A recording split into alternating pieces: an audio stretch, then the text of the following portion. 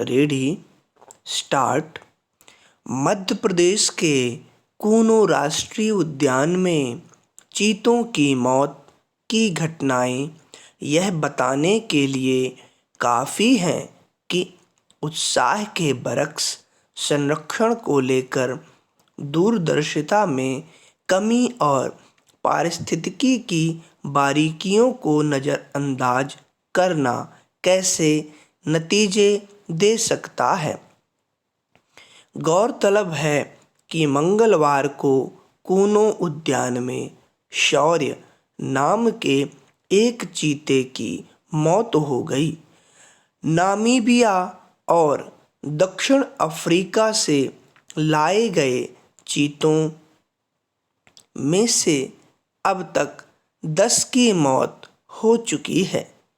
कुछ समय पहले से ऐसी लगातार घटनाओं को लेकर चिंता जताई जा रही है और अपेक्षा की जा रही है कि सरकार बचे हुए चीतों के जीवन की सुरक्षा के लिए जरूरी उपाय करेगी।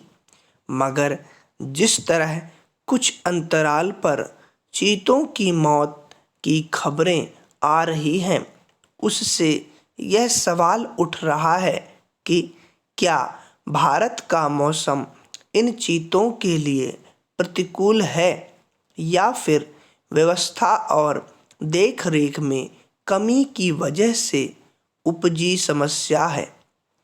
आखिर क्या वजह है कि नामीबिया और दक्षिण अफ्रीका से लाए जाने के कुछ समय बाद चीतों के मरने का सिलसिला शुरू हो गया। अपने मूल देशों के जलवायु में रचे बसे चीतों को भारत में लाने के साथ क्या यह सुनिश्चित किया गया कि उन चीतों को उनके अनुकूल परिस्थितिकी मिल सके ताकि वे अपना स्वाभाविक जीवन जी सकें। पहला, भारत में 1952 में आधिकारिक रूप से एशियाई चीतों के लुप्त होने की घोषणा कर दी गई थी। हालांकि 19वीं सदी के पहले तक भारत और समूचे एशिया में चीते आम थे, मगर बेलगाम शौक के तहत चीतों को कैद करने या फिर उनका शिकार करने की वजह से इस क्षेत्र के ज़्यादातर देशों में एशियाई कहे जाने वाले चीते खत्म हो गए।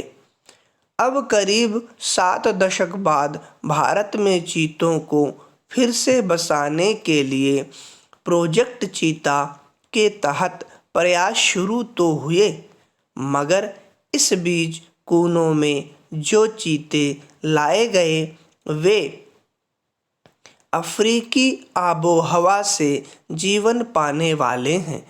इस बारे में आई एक खबर में शोधकर्ताओं और वैज्ञानिकों के हवाले से यह भी बताया गया कि पुनर्वास के दौरान स्थानीय पारिस्थितिकी के पहलू को नज़रअंदाज किया गया। इन चीतों की ज़रूरत के मुकाबले कूनो राष्ट्रीय उद्यान के आकार को भी बहुत कम बताया गया।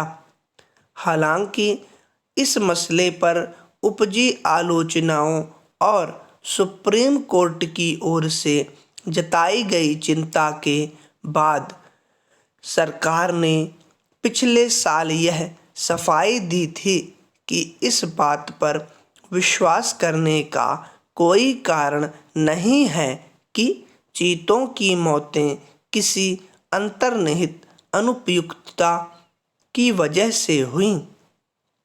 सवाल है कि फिर एक एक करके चीते क्यों दम तोड़ते जा रहे हैं। पहला, यह संभव है कि अफ्रीकी जलवायु के अभ्यस्त रहे चीतों को भारत का मौसम रास नहीं आ रहा हो।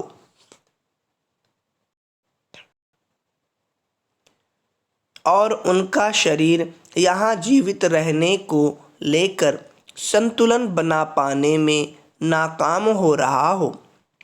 यह भी हैरानी की बात है कि बीते कई महीने से चीतों की मौत का सिलसिला कायम रहने के बावजूद अब तक उनके मरने का कोई स्पष्ट कारण नहीं खोजा जा सका है। प्रोजेक्ट चीता के बावजूद जिस तरह यहाँ इस पशु की जान जा रही है, उससे यह सवाल उठना लाजमी है कि या तो उनकी पारिस्थितिकी और प्राकृतिक बनावट के मुताबिक जलवायु की ज़रूरत पर गौर करने की ज़रूरत नहीं समझी गई, या फिर अब तक उनके रखरखाव को लेकर ज़रूरी समझ नहीं बन सकी है।